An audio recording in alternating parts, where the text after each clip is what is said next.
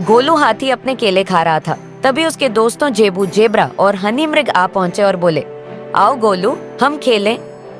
हाँ खेलते हैं। आज क्या खेलें? गोलू ने पूछा।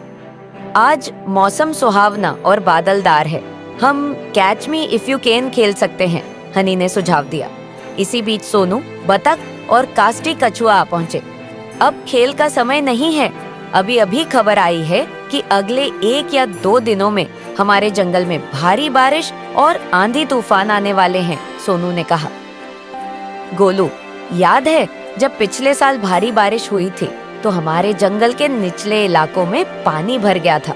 पेड़ भी गिर गए थे जिससे बहुत नुकसान हुआ था, कास्टी ने कहा। हाँ तुम सही कह रहे हो। हमें कुछ करना चाहिए ताकि हमें फिर से ऐसा नुकसान ना उठाना पड़े, गोलू ने कहा। गोलू, तुम्हारे पिता जंगल के राजा हैं। उन्हें बताओ, वे सब संभाल लेंगे, जेबू ने सुझाव दिया। यही समस्या है, वे कुछ दिनों के लिए जंगल में नहीं है, गोलू ने उत्तर दिया।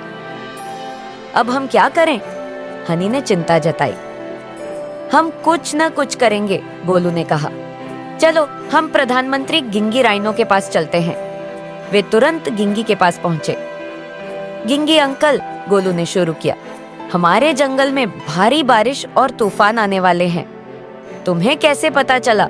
गिंगी ने घबराते हुए बादलों को देखते हुए पूछा। यह थोड़ी देर पहले खबर में था, सोनू ने कहा।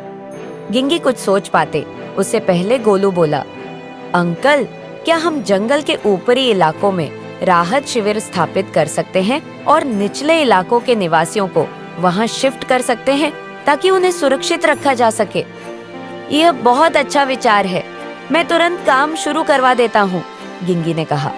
हम भी आपकी मदद करेंगे, बच्चों ने कहा और गिंगी के साथ मिलकर काम करने लगे। अगले 2 दिनों में निचले इलाकों में रहने वाले जानवरों को ऊपरी इलाकों के राहत शिविरों में शिफ्ट कर दिया गया।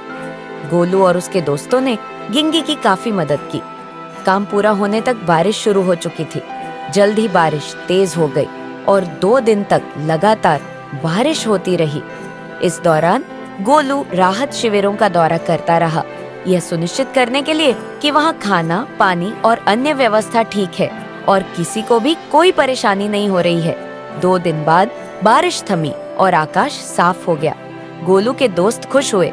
आओ गोलू, अब हम खेलें। अभी खेल का समय नहीं है, गोलू ने कहा। काम? लेकिन सब सुरक्षित हैं, आकाश भी साफ है, अब क्या बचा है? जेबू ने पूछा। जब मैं राहत शिविरों में गया था तो कुछ जानवरों ने मुझे बताया कि उनके दोस्त गायब हैं, लेकिन बारिश के कारण मैं कुछ नहीं कर सका। अब जब मौसम अच्छा है, हमें उन्हें ढूंढना चाहिए। कौन जानता है वे कहाँ और किस हालत में होंगे, गोलू ने कहा। सबसे पहले गोलू ने कौवों से मदद मांगी। तुम अलग अलग दिशाओं में उड़ो, देखो कहीं कोई फंसा हुआ तो नहीं है और हमें बताओ, उसने उन्हें आदेश दिया। फिर गोलू और उसके दोस्त गायब जानवरों को ढूंढने निकले। कुछ दूर चलने के बाद गोलू एक पानी से भरी जगह पर पहुंचा।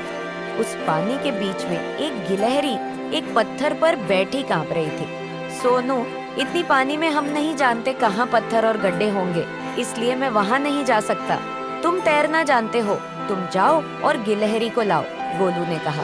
सोनू तुरंत पानी में कूद गया और गिलहरी तक पहुँच गया। छोटी सी गिलहरी भीगी हुई थी और कांप रही थी। उसकी तबीयत खराब लग रही थी। आओ मेरी पीठ पर बैठो, मैं तुम्हें सुरक्षित स्थान पर ले चलता हूँ, सोनू ने कहा। गिलहरी मुश्किल से उसकी पीठ पर चढ़ी। जल्दी ही सोनू अपने दोस्तों के पास गिलहरी को लेकर पहुंचा। गोलू ने गिलहरी को अपनी सूंड से उठाया और अपनी पीठ पर रख लिया। बाबलू भालू के पास गए, जो राहत शिविर में लोगों का इलाज कर रहे थे। बाबलू ने तुरंत गिलहरी का मुआयना किया। चिंता की कोई बात नहीं है, उसे बुखार है क्योंकि वह भीग गई थी और उसे पानी और खाना नहीं मिला था, इसलिए वह बहुत कमजोर हो गई है। कल तक उसे खाने, पानी और दवाई से वह बेहतर हो जाएगी। तभी काकू कौवा आया और बोला, पुराने बरगद के पेड़ के पास चट्टान पर कुछ लोग फंसे हैं, वे भीगकर डर रहे हैं। वहाँ कितने लोग फंसे हैं? गोलू ने पूछा। शायद 20 या 25, काकू ने उत्तर दिया। वे भी गिलहरी की तरह ही हालत में होंगे। जब तक पानी नहीं घटता हम उन्हें यहाँ नहीं ला सकते। हमें उन्हें खाना, पानी, दवाइयाँ और गर्म कपड़े भेजने होंगे, गोलू ने कहा। तत्काल गरगैया और कौवे उन चीजों को चट्टान पर फंसे जानवरों तक पहुंचाने लगे। यह उन फंसे हुए जानवरों के लिए एक बड़ी राहत थी। अगले 3-4 दिन तक गोलू ने यह सुनिश्चित किया कि चट्टान पर फंसे जानवरों को नियमित रूप से खाना भेजा जाए। इस बीच सभी को राहत शिविर में ठीक से देखभाल मिलती रही। अंत में पानी का स्तर घट गया और सभी जानवरों को बचा लिया गया। गोलू ने पूरे स्थान को साफ कराया। बाबलू ने यह सुनिश्चित किया कि सभी जानवरों को पानी से होने वाली बीमारियों से बचाने के लिए उनका टीकाकरण कर दिया जाए। राजा गजराज भी जंगल में लौट आए और पूरी घटना के बारे में सुना। गोलू, मैंने सुना है कि मेरे बिना तुम और तुम्हारे दोस्त ने बाढ़ के दौरान राहत कार्य किया। मुझे तुम पर गर्व है।